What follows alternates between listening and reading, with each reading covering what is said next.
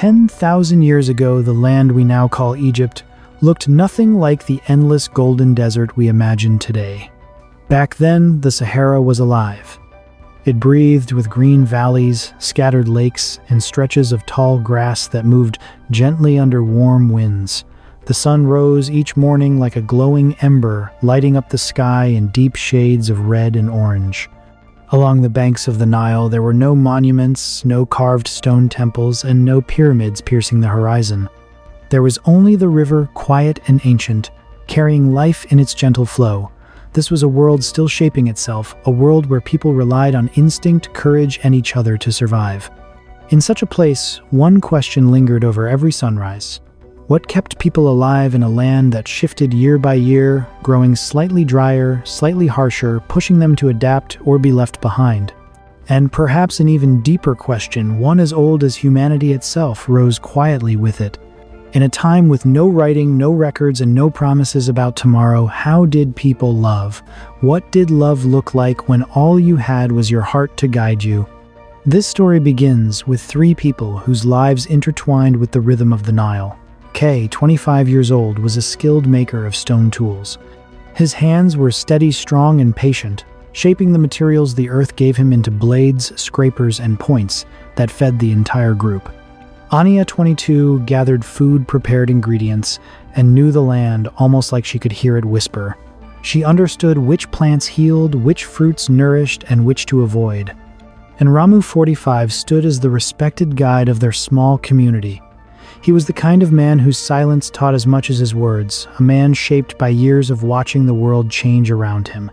Together they lived in a cluster of tents made from animal hide, held up by wooden poles, polished smooth from use. Their days were filled with simple but demanding routines. Some fished along the shallower edges of the Nile, using spears and woven traps. Others searched the grasslands for edible roots or berries. When the rains came, they came strong, filling seasonal lakes and painting the landscape with colors that would later vanish in the dry months. Herds of gazelles moved across the plains, and flocks of birds darkened the sky during migration. But beneath the beauty of this world lay a quiet tension felt most strongly by Ramu. The rains were becoming unpredictable. The grasslands were shrinking in certain places, nights grew colder, and animals they once saw often were now seen only at a distance. These small changes did not frighten him, but they reminded him that nothing, not even the earth itself, stayed the same forever. Khay felt it too, though he struggled to put it into words. When he held a stone in his hands, he noticed its dryness, its brittleness. When he walked past familiar lakes, he saw their edges retreating. And when he looked at Anea, he wondered if their growing bond would be enough to withstand whatever the future held. Anea searched for stability, for something she could trust. She felt drawn to Khay because he stood firm, even when the world around them shifted. Yet she also sensed the weight Ramu carried, the responsibility of deciding when they should move, where they should go, and how they could continue to live as the land transformed. So the question becomes, if you lived 10,000 years ago, what would worry you each day? The changing skies, the uncertain seasons, or the fear of losing the people you cared about most? This is where their journey begins, on the edge of a world both beautiful and unpredictable.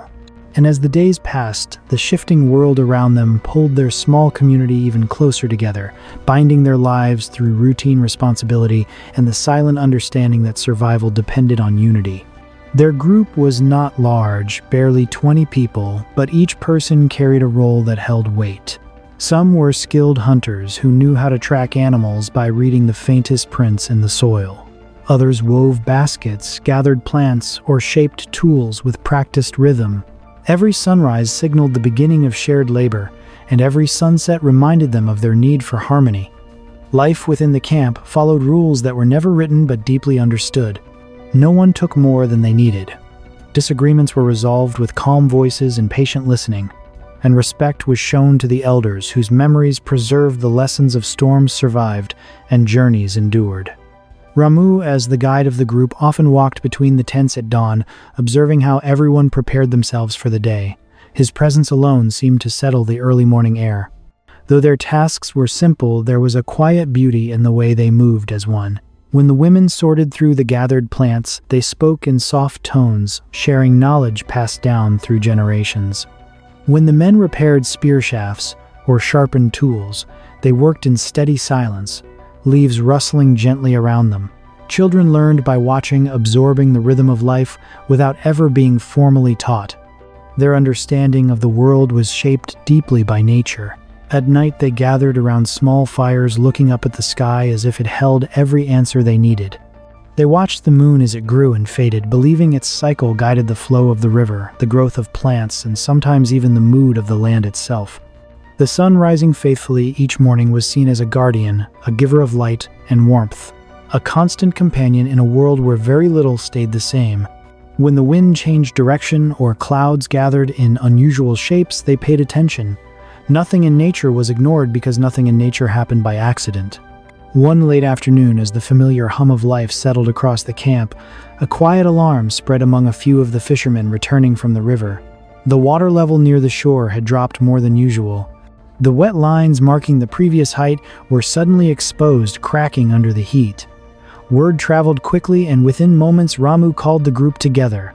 The meeting took place near the center of the camp, where everyone could hear the river behind them, its faint rush filling the pauses in conversation. Ramu spoke with calm strength, explaining what the fishermen had seen. Murmurs rose from the group, a mix of concern and confusion. Some believed it was only a passing change, part of the natural cycle. Others felt a restlessness, a small fear that whispered of larger changes ahead. Khay stood quietly listening, his jaw tense.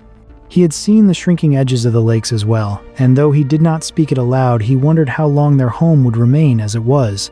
Anea stayed close by, her eyes moving between Ramu and the river. She felt the same worry, but she also searched for signs of hope in the faces around her.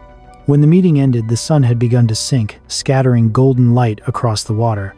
Khay and Anea walked together toward a small lake not far from the camp, a place where the setting sun painted everything in soft color. The air felt heavy, filled with uncertainty, yet it also carried a warmth between them that neither could fully explain. Standing by the water, Anea spoke first, her voice low. "Do you think things will get worse?" Khay took a breath, watching the ripples move across the lake surface. "I think the world is changing," he said. "But I also think we will face it together." For a moment, the worry faded. The sky glowed orange and purple, and the lake reflected the last light of the day. And there, in the quiet of dusk, the first threads of something deeper began to grow between them, a connection born not only from shared struggle but from shared hope. And in the days that followed that quiet evening by the lake, the bond between Khay and Anea began to grow in ways neither of them had expected. The worry about the river did not disappear, but somehow being near each other softened the sharp edges of fear. Life, even in its uncertainty, felt warmer when they shared the same space. Khay had been carving something in secret, working late into the night, after everyone else settled into their tents. The stone he chose was smooth and pale, shaped carefully from hours of steady effort. Each time he struck it with a smaller pebble to refine the edges, he thought of Anea, of the way she moved with calm certainty through her tasks, of the kindness she carried even during harder days. The tool he crafted was simple but elegant, the kind of object that held both purpose and meaning. One morning, just after the sun lifted over the horizon, Khay found Anea near the river gathering reeds. Her hair caught the early light, making the scene feel almost unreal.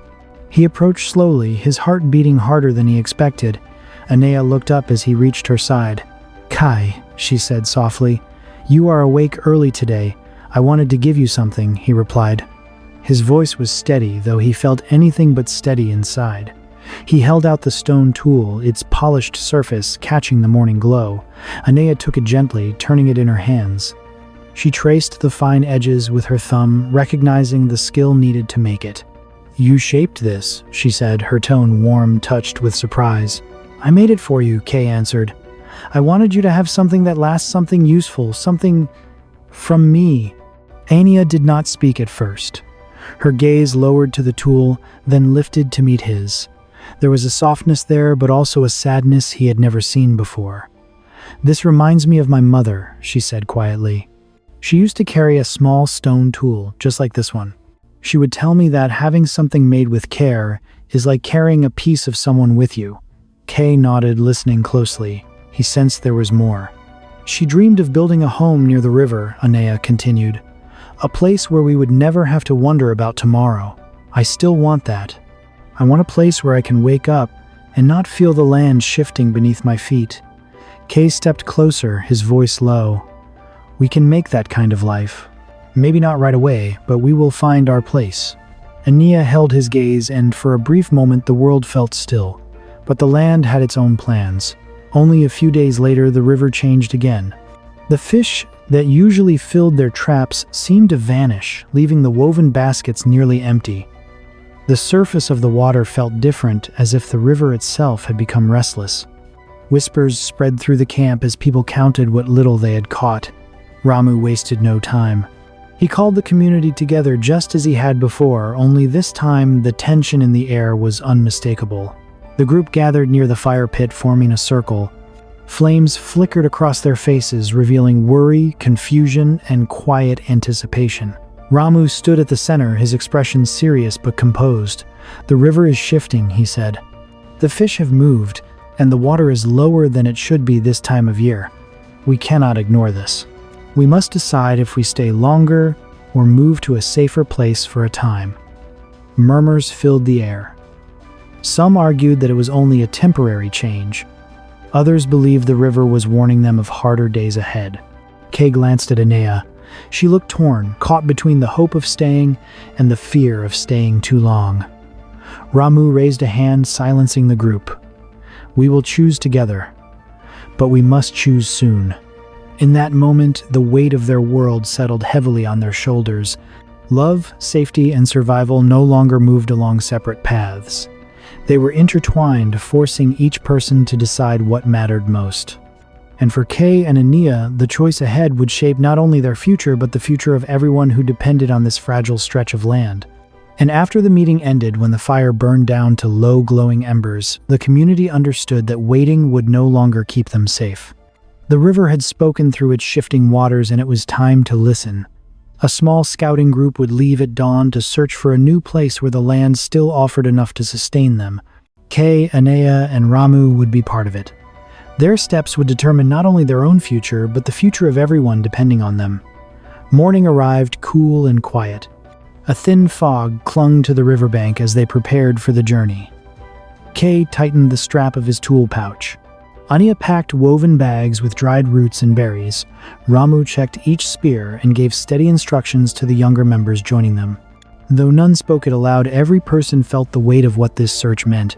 The group set off toward the south, where Ramu believed fresh water and stronger soil might still be found. The land ahead felt both familiar and new. Tall grasses whispered as they walked through them, brushing against their legs. Patches of dry earth cracked under the rising sun, while areas shaded by small clusters of trees still held morning dew. It was a landscape in transition, caught between the memory of the green Sahara and the beginning of the desert to come. Hours passed as they crossed open plains, moving in careful silence. Anea walked with a determined pace, her eyes sharp, surveying every plant, every shape on the horizon.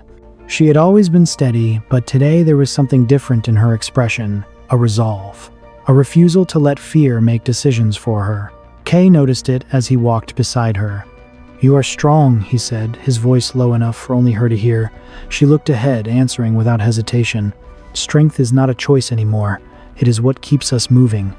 Their conversation was brief, but it remained with Khay long after the path took them deeper into unfamiliar land. By midday, the terrain shifted again. The grass thinned, replaced by stretches of rocky ground. A wind picked up, carrying dust across their path. Ramu called for a short rest, but it was then that the first sign of danger appeared. A rustle sounded from a cluster of tall reeds. Khay turned sharply, gripping his spear. A shadow moved quickly within the grass, low to the ground. The group stepped back, forming a protective half-circle. "Stay close," Khay said, scanning the movement. A moment later, a large, wild animal stepped forward, its eyes fixed on them. It was wary but hungry, drawn by their scent and the sound of their travel packs. The group froze, knowing sudden movement could provoke it. Ramu whispered, slow and steady, "Do not turn your back." Khay raised his spear just slightly enough to show he was ready, but not aggressive. The animal studied them, muscles tensed. Seconds stretched into what felt like minutes. Finally, with a frustrated snort, it stepped away, disappearing back into the reeds. Only when it was gone did the group release their breath. Anea touched Khay's arm, just once gratitude and concern mixing in her eyes. He nodded back silently, promising he would protect them no matter what came next. The journey continued, but the encounter left all of them more alert. As evening approached, they found a small rise overlooking a wide plain and decided to camp. Without the moon, the night felt unnervingly dark. The wind was colder here, carrying a hollow sound that made the silence deeper. They sat close around a modest fire. Sparks rose into the emptiness above them. Ramu spoke softly, addressing the group.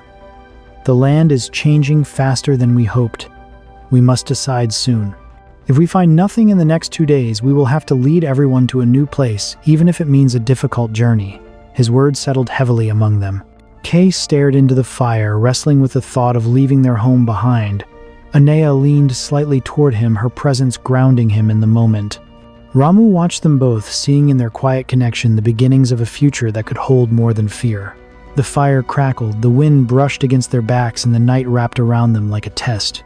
They were only a small group on a vast and endless land, yet within them lay the courage to shape the first decisions that would guide the generations to come.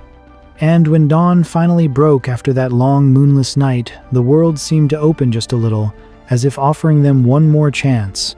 The scouting group continued their journey, moving past the rocky ground and descending toward lower land.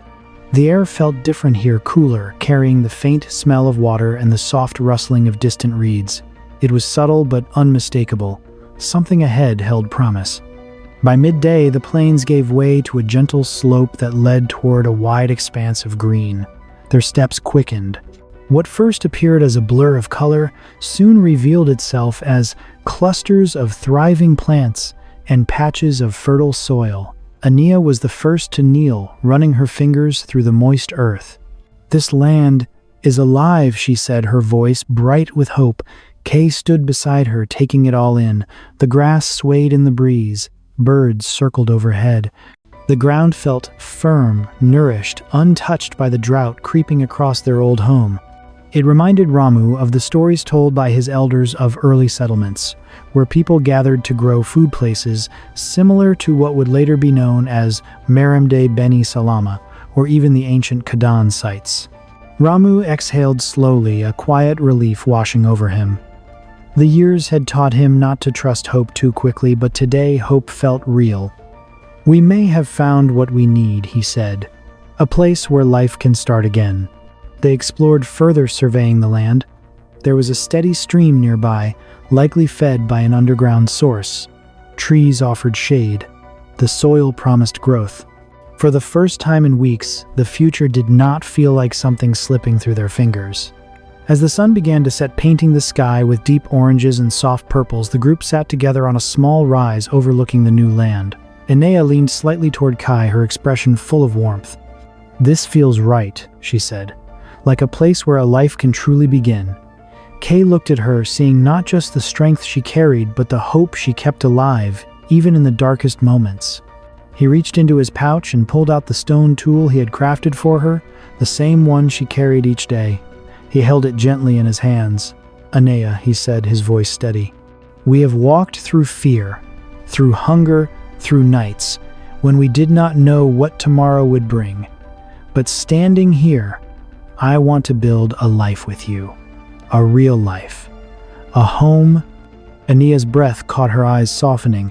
She touched the tool, then placed her hand over his. "Yes," she whispered. "We build it together." Ramu watched from a few steps away, the scene filling him with a quiet pride. He had lived long enough to see the world shift and bend, but watching these two choose hope despite everything reminded him why people survived. Each generation carried the strength of the last. Each step forward laid the groundwork for something larger than any single life. This place, he thought, would become more than a temporary refuge. It was the beginning of settlement of soil turned to fields of families raised near the water's edge. These were the first threads of a story that would one day weave itself into the vast tapestry of ancient Egypt. A land of kings, temples, knowledge, and culture. But long before all of that existed, there were people like Khay, Anea, and Ramu. People who simply wanted to live, love, and protect one another. As night settled softly over the new land, the group sat together in silence, listening to the gentle sound of the stream nearby. It was a sound that promised renewal. Their journey had been uncertain, filled with fear, courage, and heart. But now, standing on fertile ground, they felt a truth settle deep within them. The small steps taken by people 10,000 years ago became the foundation of a world the future would never forget. And as this chapter closes, one question remains for every listener. If you stood in ancient Egypt with only the people you love beside you, what would you choose to protect first? Their story continues, and so will yours.